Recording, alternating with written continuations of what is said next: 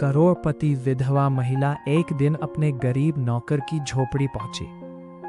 लेकिन आधी रात को उस नौकर ने जो सच बताया, उसने उसकी पूरी दुनिया हिला दी। जिस आदमी पर वो पिछले 12 साल से सबसे ज्यादा भरोसा कर रही थी, वही उसकी जिंदगी का सबसे बड़ा गुनहगार निकला। लेकिन कहानी का सबसे भावुक पल अभी बाकी था, जब उस गरीब नौकर ने अपनी मालकिन के लिए ऐसा फैसला लिया जिसे देखकर पूरे शहर की आंखें नम हो गई। दोस्तों, अगर आपको इंसानियत, रिश्तों और सस्पेंस से भरी कहानियां पसंद है तो वीडियो को लाइक करें और चैनल को सब्सक्राइब करना ना भूलें। राजस्थान के छोटे से शहर सूर्यागढ़ में एक आलीशान हवेली थी जिसे लोग आनंद भवन के नाम से जानते थे। उस हवेली की मालकिन थी अनन्या चौहान। अनन्या चौहान लगभग 42 वर्ष की थी। सुंदर, शिक्षित, आत्मविश्वासी और करोड़ों की संपत्ति की अकेली मालकिन। शहर में उनकी कई फैक्ट्रियां, खेत, होटल और व्यापार थे। लोग उनका बहुत सम्मान करते थे। लेकिन इतनी दौलत होने के बाद भी उनकी जिंदगी अधूरी थी। 12 साल पहले उनके पति अभिषेक चौहान की एक सड़क दुर्घटना में मौत हो गई थी। उस हादसे के बाद अनन्या ने कभी दूसरी शादी नहीं की। उन्होंने अपना पूरा जीवन अपने पति के सपनों और कारोबार को संभालने में लगा दिया। लोग उन्हें एक मजबूत महिला मानते थे, लेकिन रात के अंधेरे में उनकी आंखों से बहने वाले आंसू किसी ने कभी नहीं देखे। उसी हवेली में कई कर्मचारी काम करते थे। उनमें सबसे ईमानदार था मोहन।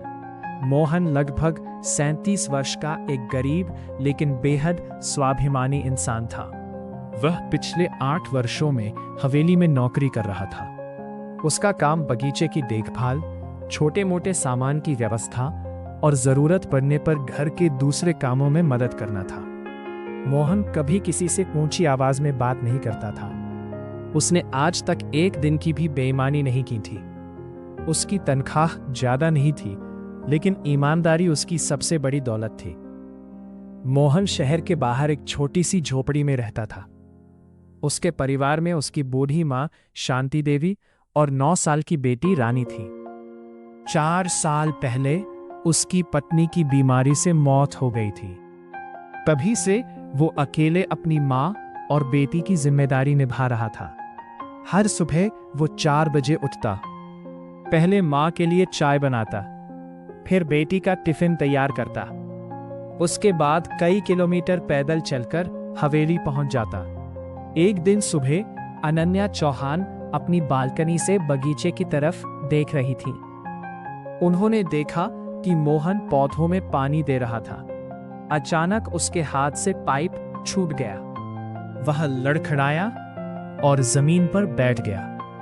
पास खड़े दूसरे कर्मचारी दौड़कर उसके पास पहुंचे। किसी ने पानी दिया, किसी ने उसे संभाला। अनन्या तुरंत नीचे आई। उन्होंने चिंता से पूछा, मोहन, क्या हुआ? तबीयत ठीक नहीं है? मोहन ने हल्की मुस्कान के साथ कहा, कुछ नहीं मालकिन, बस थोड़ी कमजोरी है। लेकिन पास खड़े एक बुजुर्ग कर्मचारी ने धीरे से कहा, मालकिन, इन्होंने 2 दिन से ठीक से खाना नहीं खाया। अनन्या एक पल के लिए चुप रह गई। उन्होंने हैरानी से पूछा, क्यों? मोहन ने नजरें झुका ली। कुछ पल बाद बोला, मां की दवा लेनी थी और रानी की स्कूल फीस भी जमा करनी थी, इसलिए सोचा मैं 2 दिन कम खा लूंगा तो कोई फर्क नहीं पड़ेगा। यह सुनते ही अनन्या के दिल में जैसे किसी ने सुई चुभो दी।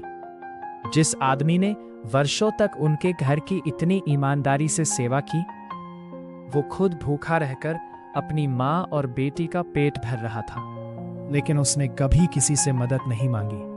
उस रात अनन्या अपने कमरे में देर तक जागती रही। बार बार उन्हें मोहन की झुकी हुई आंखें याद आ रही थी। सुबह सूरज निकलने से पहले उन्होंने एक फैसला लिया।